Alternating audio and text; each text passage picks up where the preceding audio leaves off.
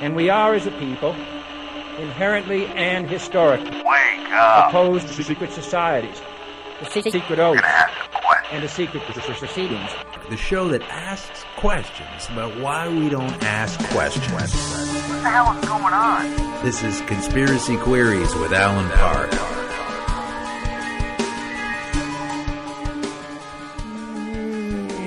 Welcome to Conspiracy Queries. I just came in from the right side there. If you're listening in stereo, I don't often do that. People peg me as down the left quite often, but really I'm down the middle of, well, what do you have that makes sense? And over there on that side of the room, and what do you have on that side of the room? And then from all of that, we usually can find, if we take the time to do it, the pieces to fix the problem, and they're usually right there. And there's a big problem we have to talk about today.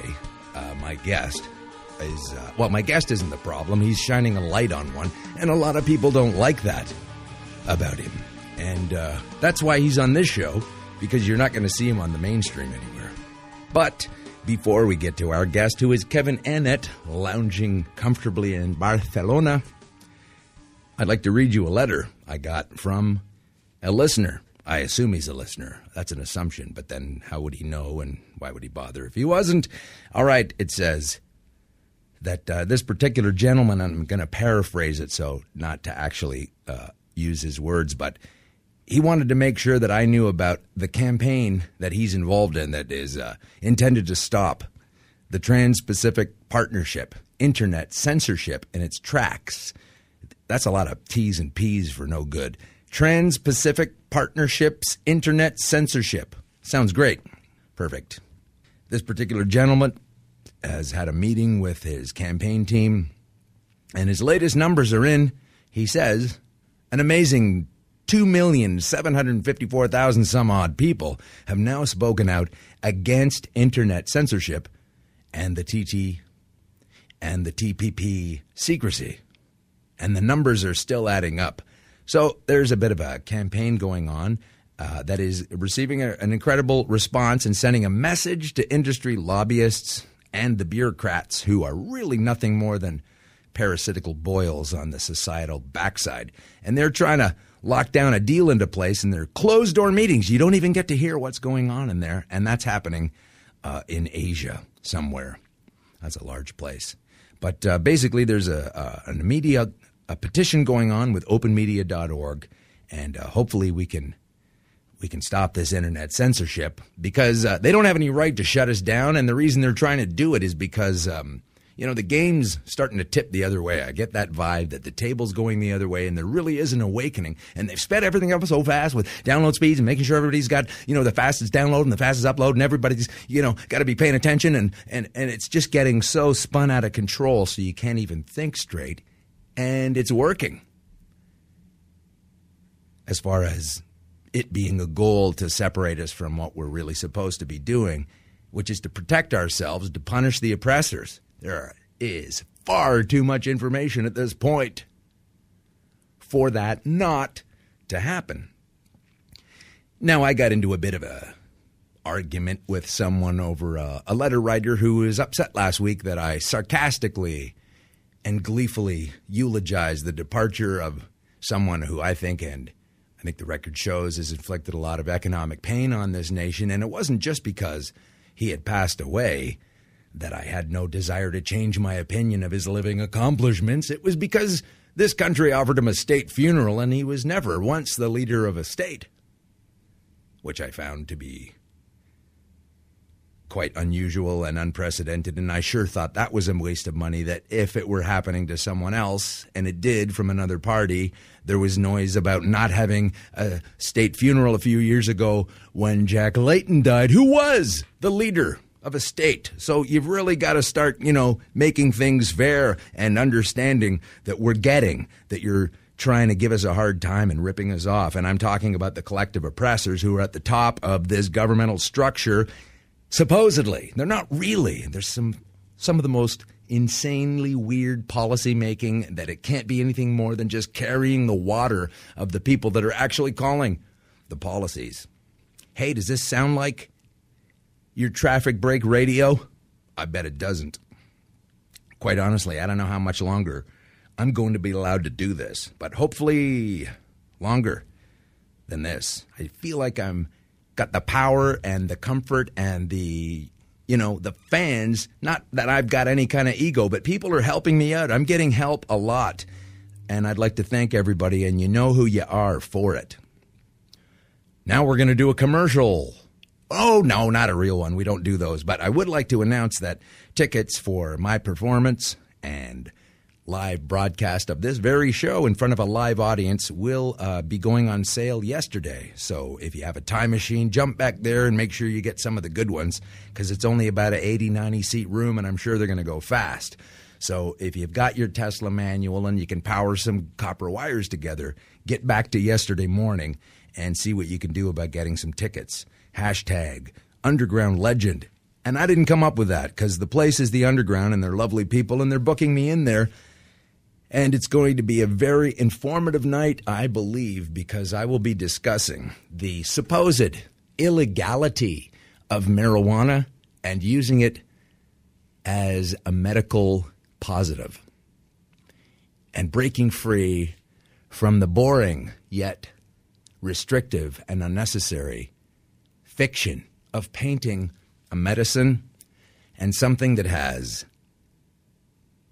receptors, biological receptors of the essence of the marijuana oil in your own body. And a lot of the medications that have become available that have made a lot of multinational pharmaceutical corporations profit are derived from using this stuff. And they're basically shutting it down. And if you're just joining us as a 9, 10, 11-year-old person, it's about as crazy as charging you for air or deciding to have a fun time. I know that sounds weird, that they might want to shave some points off of that, but if they could find a way to tax how many times you breathe or the quality of air that you're allowed to have, say the downtown people would be breathing smog so they get to pay less, and then the rich people who have all the great land and the open seas and the wind, of course, would have to pay even less than that. And then that's how we could do this.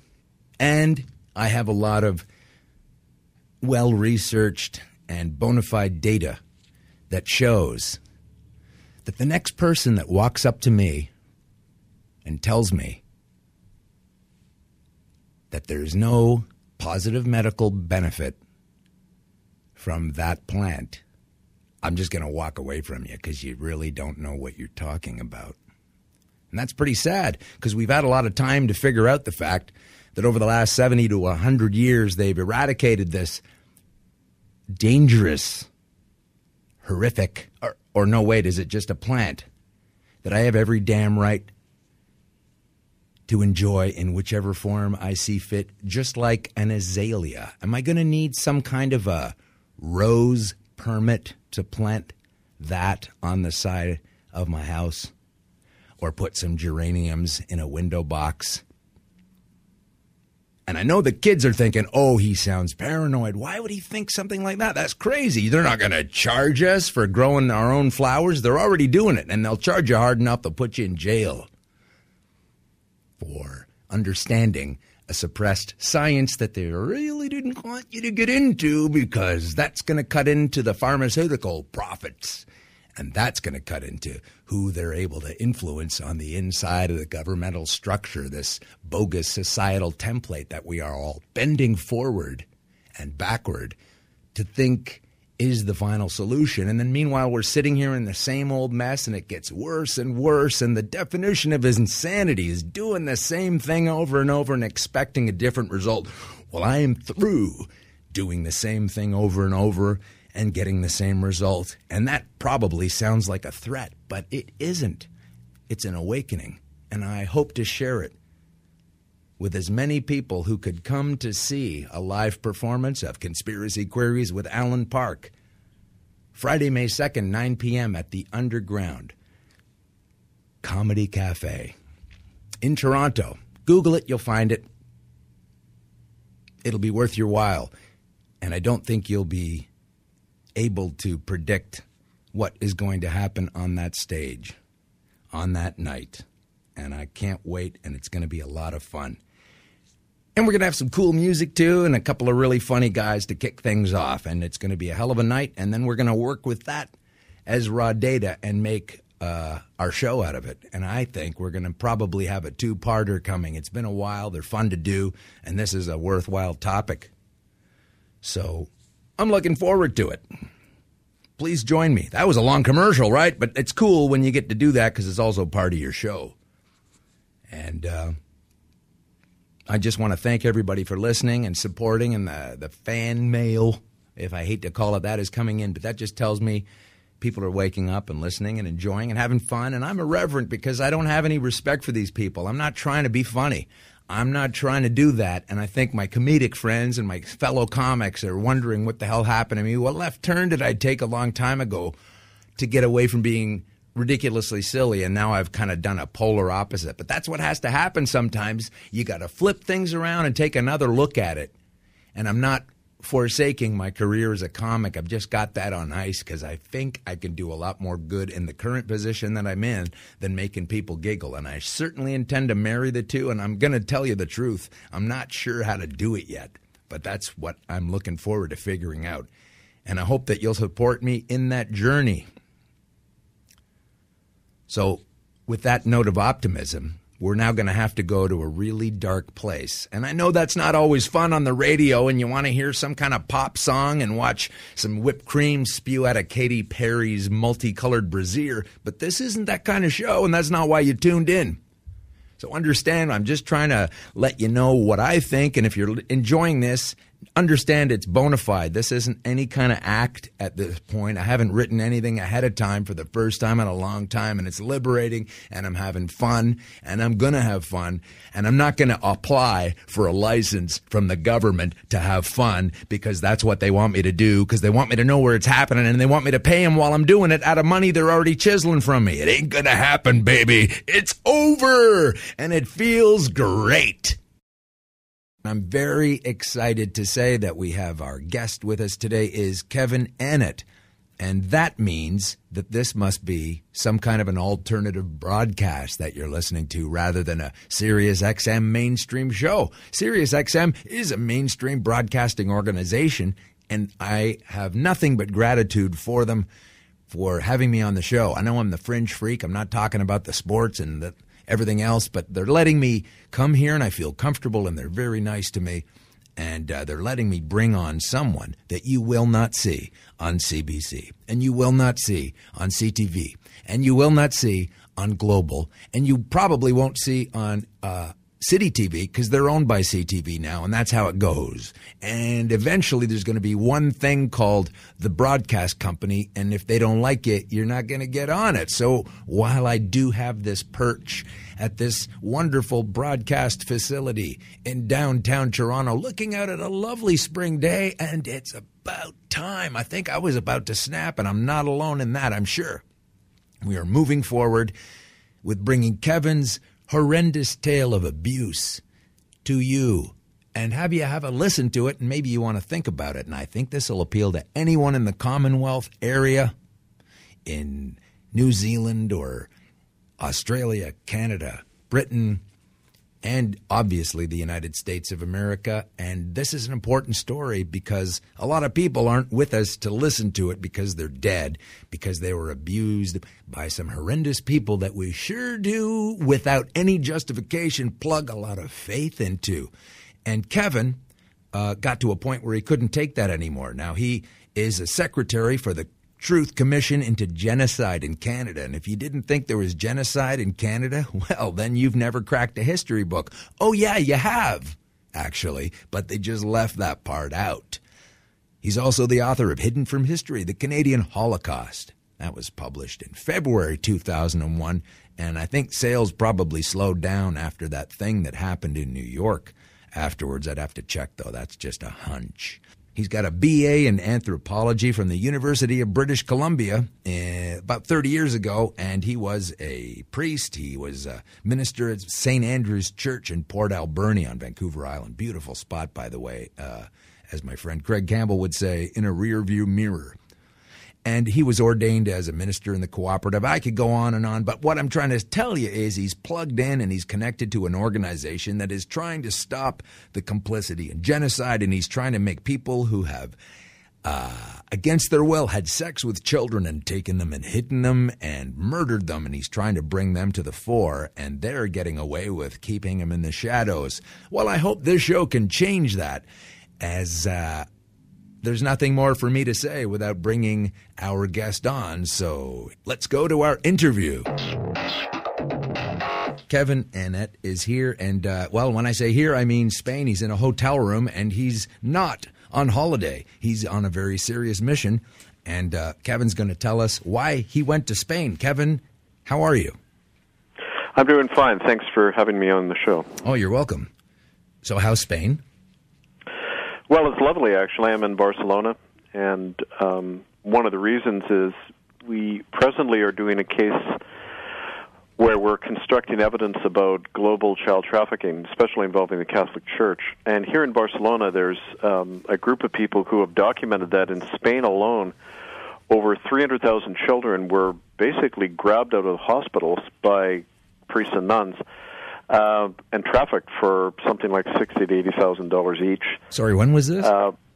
This was it started during the Franco era, like around in the 1940s, but it carried up right to the 1990s, over 50 years. And over 300,000 children were basically stolen from their parents. Their parents were told they were dead, and then they were simply trafficked. And a lot of them died. A lot of them, went missing or ended up in bad condition in some way. And so they're now, showing that, once again, this is traced to a whole network within the Vatican that seems to sponsor this kind of activity all over the world. The Vatican. I've heard of that place. Can I bounce something off you? I noticed that the previous pope had quite a look about him. We kind of made fun of him. You saw a lot of things. They made him into like an evil Yoda and that kind of thing. And then he steps down, and it's odd because that doesn't seem to happen. And this new guy comes along, and he's full of all kinds. He's like your happy uncle. He's being nice and saying, hey, we were a little too hard on the gays, and maybe we should lighten up with this and that. And he's seeming to be like everybody's a fun uncle who's rescued us from the nasty Ratzinger, Snowhole eyes, etc., and, sort of creating a thing. And now it seems like what he seems to be in trouble for, and I'd like you to expound on that in a minute, what he seems to be in trouble for is actually horrendous. And I got the impression that he was just kind of coming in and going, hey, I'm a pretty good guy. You're going to like me. I'm new. Most of you guys don't know me, but I'm pretty cool and things are fun. And then you find out his rap sheet, which I would love you to explain. Yeah, well, I mean, what's going on there is, very similar to what happened in America when Obama was brought in you have the bad guy and then the good guy come in to rescue everybody. It's the old psychological technique of following the same agenda but with a different mask, and that's really what's going on. Bergoglio, Pope Francis, is saying what people need to hear, but it's not altering anything. As a matter of fact, when you look at what he's doing, he's re-entrenching a lot of the policies. For example, the policy called Crimen Solicitanus, where every Catholic priest is ordered to cover up child rape when it happens in a Catholic church, or they'll be excommunicated. Bergoglio reaffirmed that policy in July, and in fact, recently he agreed with the Italian bishops when they said they would not report child rape to the police. So, he's wearing two masks. And but everybody thinks he's a great guy. They think this guy's so much better than the last guy. Because a lot of people love the Pope who aren't Catholic, and they're digging it, and they think he's like way more teddy bear friendly than the last guy. What are we finding out about him right now? And what are you doing over there specifically in Europe at the moment? Please tell us.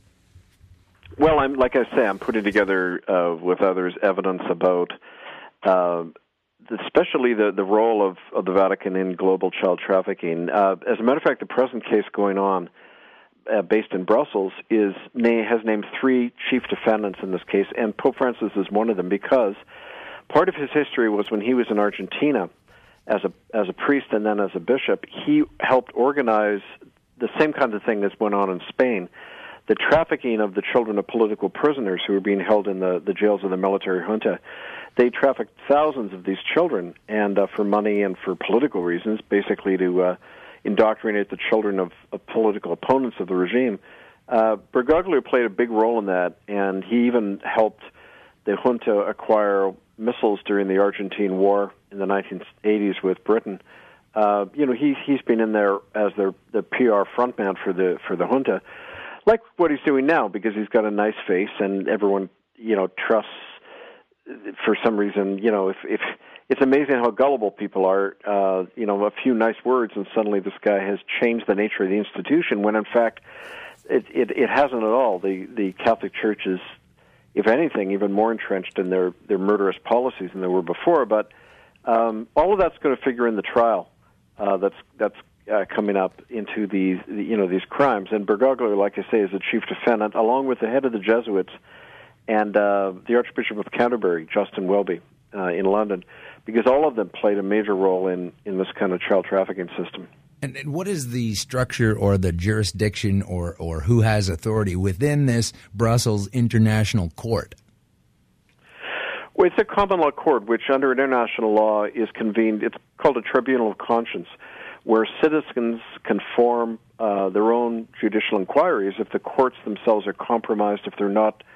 The governments and courts they're compromised, are okay. not looking into a crime or in some way complicit in that crime. Right. It's got universal jurisdiction because it's standing under common law, and it's essentially what it's saying is that the courts have so far refused to look into this issue, so it's now time for a citizen inquiry to do that, and that's basically it's the whole idea. And so, do you have the specific rap sheet that say the Pope is supposed to be going to be defending himself from, or what are you guys laying on him? What are you charging him with specifically?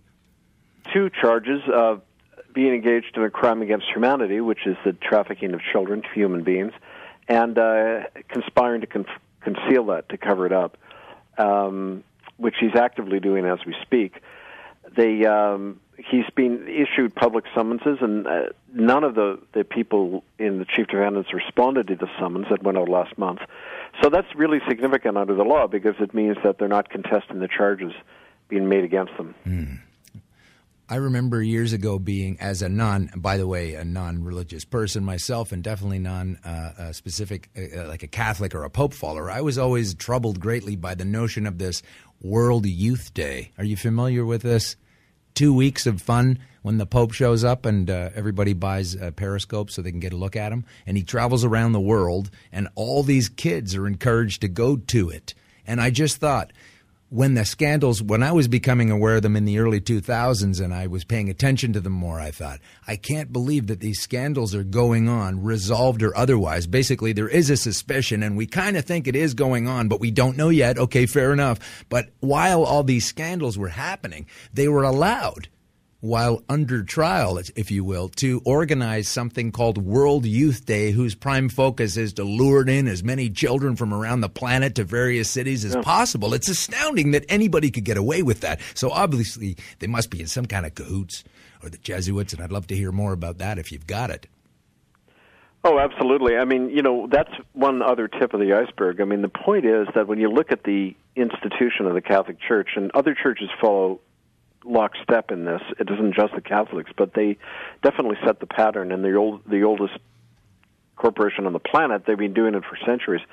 What essentially it is a massive system of child abuse at every level. There was a recent case in America, the first Catholic bishop ever to go to jail for concealing child rape, with the William Lynn case in Philadelphia. The prosecution showed and proved that over a quarter of all priests in the Philadelphia diocese were actively trafficking children. So, I mean, this isn't random abusers, which is what, the Pope himself lied the other day and said, oh, no, this is just done by a few, bad priests. Yeah. No, it's a whole organized system of child trafficking. It's very lucrative, and it's part of their whole system of mental control, basically, where you traumatize kids at a young age, and they're going to go along with it. I mean, when you think of all these wide-eyed worshipers who just go along with this nonsense, you look at their own history. They in some way were battered or traumatized as a child, and that's the best way to control a population. So, it's an old, proven method of crowd control, but it's also a very, like I say, a lucrative one. They make a lot of money through the child trafficking network. Well, that's what everything always seems to be about. The bottom line seems to be the lowest common denominator, sadly. So what happens to these kids who are then sold? Like, who has them? Where are they? Do they ever pop up and tell their stories of the torture and abuse and the rape and the fear and the lying? Do they ever get up again, or do they just disappear from the face of the planet? Where do they go? What happens to them? Well, like any victim, about 99% of them can never talk about it. But those who do have come forward. As a matter of fact, people can look at a lot of their statements at our website. The tribunal website is itccs.org. Many of these survivors do tell their story, and we've recorded a lot of them at itccs.org, our tribunal website. But the thing to understand, too, is that when they do surface and start naming the names, they're implicating really fairly powerful people. I mean, one of the darker aspects of what happens to these children is there's definitely satanic cults operating. If people go to the itccs.org site, last May 8th, there's an interview with a Dutch woman, Toos Nienhuis, and she describes being born into these satanic ritual networks where children and newborns and children are regularly sacrificed and subjected to ritual torture and rape. Kind of the sick idea that they acquire energy and power off the blood and suffering of the innocent. Well, this is why I have to stop you. I think this is why so many people, in their subconscious, they're perhaps tapping into the collective unconscious. But when that movie, The Matrix, came out back in 1999, so many people just couldn't understand why they felt like there was some kind of an inherent honesty to it. And I know it's a film, and I know there are costumes and makeup and special effects, but the theme was that we are the batteries and the source for people that we shouldn't be. And I think that really resonated with a lot of people, myself included. It's very accurate, and it happens, materially. That's pretty obvious through paying taxes and doing work for these elites. But, at a more metaphysical level, definitely there's a spiritual kind of vampirism going on. And it's living off the energy of the human race, and specifically the most powerful energy, which is that of the innocent, newborn and children, who are literally being fed upon. And like I say, all roads tend to lead to Rome on this. Time and again, top Catholic cardinals, Joseph Ratzinger, all the number of different popes have been named as having been seen at these rituals. We're looking at evidence now we've acquired out of Vatican documents themselves that make reference to these cult networks. There's, in fact, a child sacrifice network called the Ninth Circle, and it's been named as one of the groups that engage in these crimes.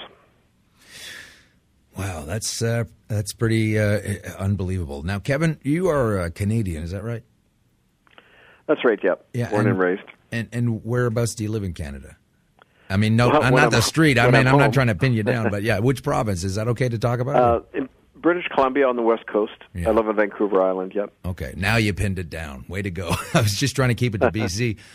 So tell us about, let's zoom it into Canada. This is an international show because, hey, we're on the web as well, and people hear it that way. But people know the show's Canadian and we're from Canada, and there's a lot of problems specifically with all of this regarding the Queen of England, as some like to call her. I have a less flattering term, but that she was held responsible for some horrendous things that took place in Canada and have only been covered up effectively as opposed to dealt with. And it is also against the natives and what they call the residential school disasters, the scandals, the murders. Fill in people a little bit on the timing of it. Yeah, well, this is actually the issue that got me involved in this over 20 years ago when I was a United Church clergyman on Vancouver Island, and I began to discover the murders in the local Indian residential schools. After trying to bring that stuff out and being thrown right out of my church and livelihood and losing my family over it, I fought for many years to get this addressed.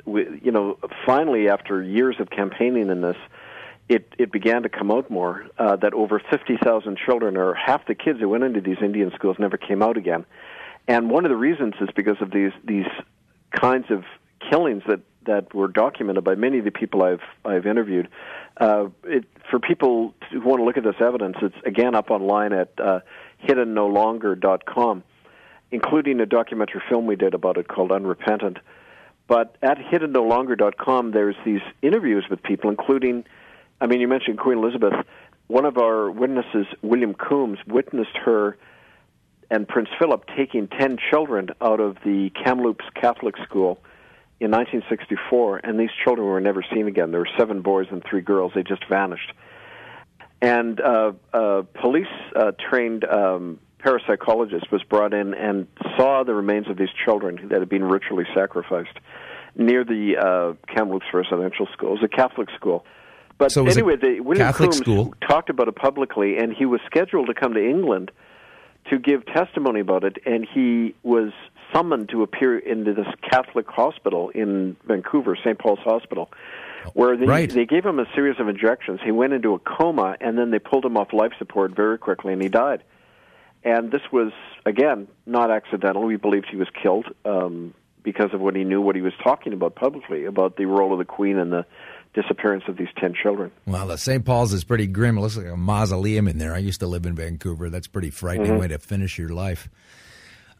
So what is going to happen if and when the Queen and the Pope and all of these people that are busy and active, either procuring children or protecting those that do, what's going to happen if they are found guilty in this international court in Brussels that's going on right now and should be the headline of the front pages rather than Lindsay Lohan had a miscarriage during a reality show? And by the way, that might be the saddest sentence ever spoken.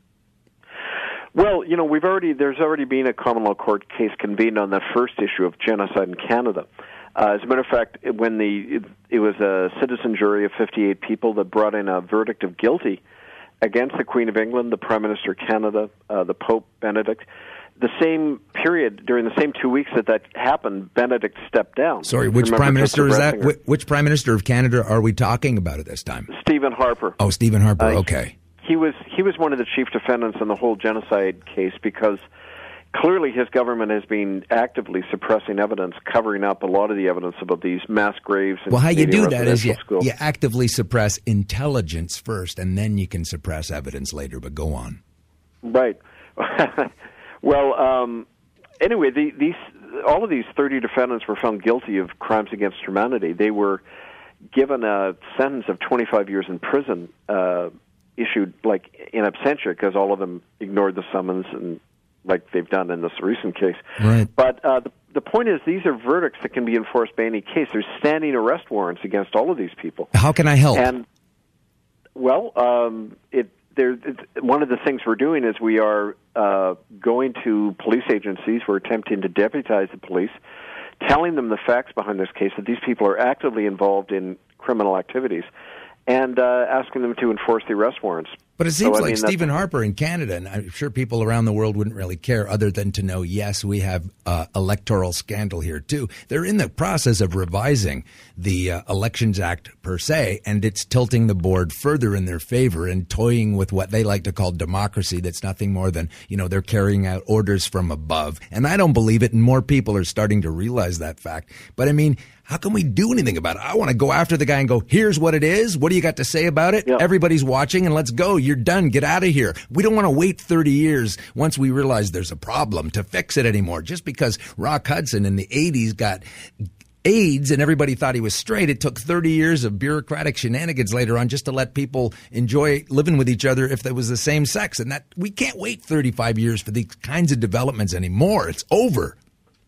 Well, absolutely, and especially since the lives of children are at stake right as we speak. And, what we're doing, we're encouraging citizens to take action directly. There's common law courts actually setting up in Canada. There's a few operating in Ontario that are issuing summonses. I mean, the thing people need to understand is anyone can perform a citizen arrest against people they suspect of any crime, really. The citizen arrest laws have even been broadened recently in Canada to allow you to detain people even if you suspect them of a crime. You don't even have to have seen it. Okay, well then you got to slap that up on my Twitter because I want to know what those things are. I want to know these access points, and I know if I can get up against a great big guy and kick him at the right spot in the knees going down, even though I'm way smaller and no good as a fighter as him. So let's use that same tactic. Absolutely, I can send you all that information. That's great. Again, a lot of it, we've written a common law training manual for how people can set up common law courts, how they can, start citizen arrest movements and all that. It's at itccs.org. Just look in the right-hand margin that says Common Law Training Manual, and urge people to read through that and contact us. Well, that sounds fantastic. I mean, it sounds like you're getting something done, and that to me is inconceivable based on all the nonsense they've been throwing at us over the years and relocating priests to different parish, and people just sit there and take it. And I mean, we have to get past that because it is about the kids and they're about tomorrow. Somebody's got to put these guys away, before they get reelected. Yep. They use illusion all the time, like they have a majority government apparently right now in Canada, but it isn't, because if you take 100% of the people in the country, most of them didn't register to vote. And then of them, most of them are picking the other parties because they don't want those idiots that are running things now. And so you really technically have on paper a minority government, and you can say it's a majority and everybody believes it. And it's a magic trick and it's an illusion. And it's basically like, I'm telling you how they're pulling the rabbit out of the hat, and you still want to think it's a magic trick. Well, I'll tell you another thing, too, is that the Common Law Court in Brussels issued an order to all agents of the Crown a couple of months ago. It was a stand-down order.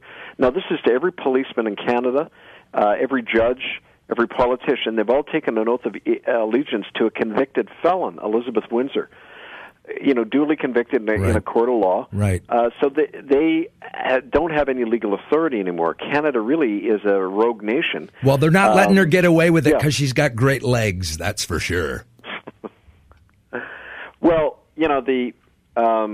that's the reality is that these judges, these cops, have got to be told right to their face, stand down, you don't have any authority anymore, you're serving a criminal system. And that's, in effect, it's like a civil war. They look like sausages hanging down from a barrel as she totters around, and people clamor and stand outside of Buckingham Palace, hoping to catch a little glimpse of her hat in the hopes that they might see her, considering how much money they pay for them to manipulate them out of their own lives and suck all their wealth so they can swim around in it in Buckingham Palace.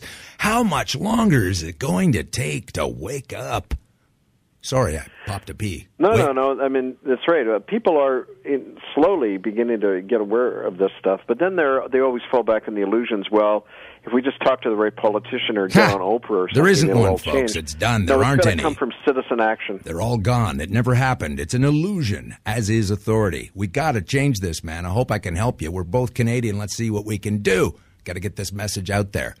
Sorry, I got a bit agitated there. I'm speaking with Kevin Annett about child raping and murder and sex trafficking and all these horrible people that when you see it on TV, it's some scumbag with a leather jacket and a tattoo on his neck. But in real life, he's got a long white robe and sometimes ruby red slippers. He's the head of the whole thing, and we got to stop it. And if you believe in these guys as a good thing, get your nose out of the book, wake up. The real stuff is out there. Stop going along with it and leading the rest of us down this crappy hole, because not everybody that gets raped and tortured and taken somewhere else is a Catholic, okay? So we don't want to wait for your mistake, the rest of us. We got to take them down. And just because the porn feed apparently intensified crazily, according to tech guys. Once Bergoglio went into the Vatican, it covered it when this show started last year. There was a massive download figure of all kinds of horrendous porn, including donkeys and young boys and the like. And it was documented and then again not refuted because of, once again, Lindsay's more important. So Kevin is over there basically keeping an eye on the way things are going in that court, and he's going to report to us. Do you ever contact the mainstream press and say, hey, I'm who I am, and I'm covering this story. Are you interested in it? Pitch yourself as a stringer. Yeah. Since 1995, when I first began to surface this stuff, the so-called mainstream, the corporate media, have very occasionally covered it. I mean, when we began to surface that killings had occurred in these Indian residential schools in Canada, they covered it a little bit, but then very quickly the government spin came in. The churches and governments covered up this whole thing through their bogus Truth and Reconciliation Commission. The perpetrator of the crime investigating themselves, like a serial killer appointing his own jury. I mean, this is what's going on in Canada. And the big media, they will not, there's a total blackout on the work we do now. They will not, as a matter of fact, my name is not allowed to even be mentioned in the mainstream press. I'm billing it all over the place. I'm going to do what I can. I'm getting it all out there. Yeah. They know who you are. So we have to be our own media on this, because they just cooperate right down the line with these churches and governments that commit these crimes. So, all the media that cover me tend to be the alternative media or the internet, where we get this information out through the grassroots.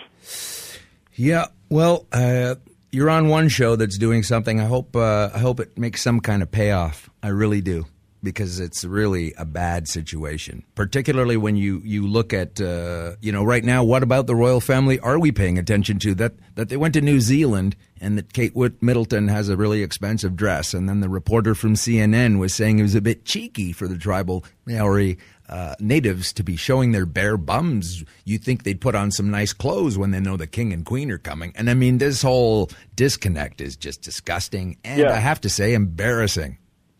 Well, yeah, and I mean, it's the same nonsense when they talk about the Vatican and the so-called Pope. The reality is, I mean, this last week I was in Holland, and again, talking to numerous people who were, as children, were held in these sacrificial cults. They saw top cardinals, the Pope Benedict, former Pope John Paul II, who they beatified, turned into a saint. He was present at these ritual torture and killing of children. It seems to be a requirement that new popes are expected to be part of these rituals. According to these insiders who are being given their testimony to the court in Brussels, Vatican officials who are sharing information about this stuff. So, I mean, this isn't conspiracy theory stuff. It's solid evidence. No, it's not. I mean, you don't have to agree for the motive. You know what's going on. I mean, anybody that has to scream out about how it's not right to be gay, but then yet chooses to live most of his life in a dress and hang around with a bunch of other guys wearing dresses and ruby red slippers, and you're not gay. I mean, I don't know any straight guys doing anything like that. Well, that's why I say to people, look, if you know anyone going to Catholic Church, tell them at least do not put money in the collection plate. You're supporting the biggest criminal syndicate on the planet that has a policy of ordering priests to cover up child rape. I mean, what organization in the world would be allowed to exist doing that, right? Well, I don't know offhand, but I wonder if, with your depth of research, which far outweighs mine, I wonder if you have any awareness. Are there any particular families involved that, say, benefit from, the manipulation of the Jesuits that are supposedly above the Catholics that are causing all of this thing? I mean, how far back does their influence go, and why do we never really hear about them?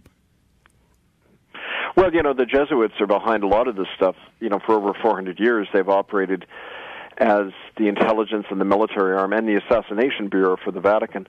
But there's definitely big money involved in this. I mean, the Vatican Bank has extensive ties. In America alone, they have billions of dollars. They own Citibank of America, Chase Manhattan, heavily involved in the arms industry, GMOs, Monsanto, genetically modified foods, all that heavily. As a matter of fact, people don't know, the biggest small arms manufacturer in the world, Beretta Limited, is 100% owned by the Vatican. The gun manufacturer. On and on, That's a fine piece, too, by the way, I might add. It's kind of in the BMW category. High precision. They've obviously spent a lot of time thinking about how to perfect a weapon that will kill people for profit while they tell you you're supposed to be nice and give us all of your stuff and do what we tell you and don't think about it and don't ask why and get lost and do this. And we didn't do anything wrong. And even though you can prove it, we're going to get away with it. It's got to end. Absolutely.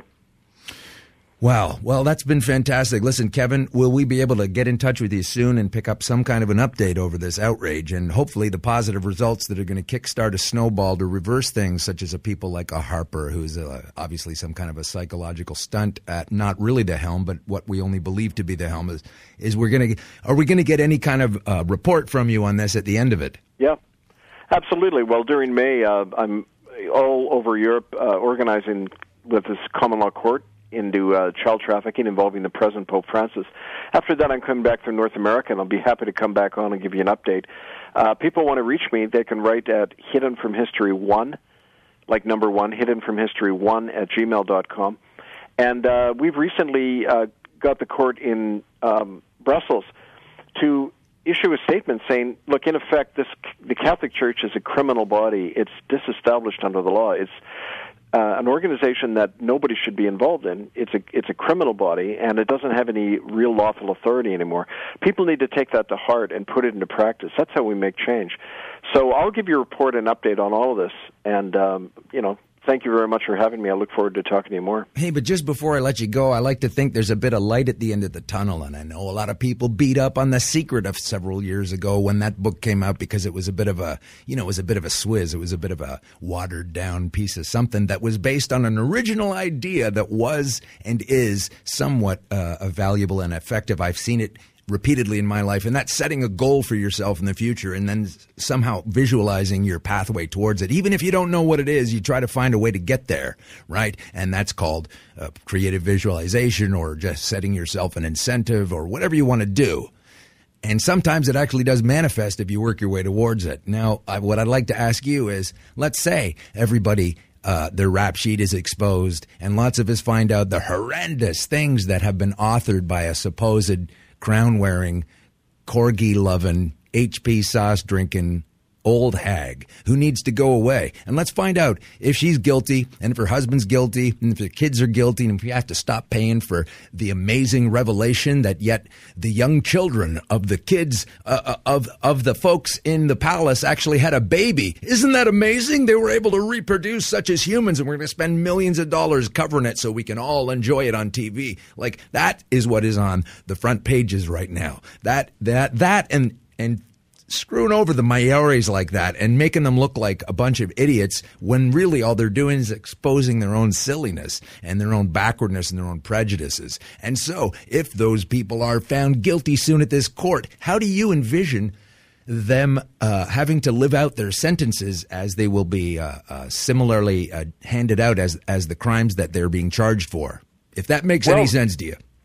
Placed under citizen arrest, their wealth and properties forfeited. Not only the Queen, but the Catholic churches are all public property. They should be seized and taken over by the people. Seize the money in the collection plate.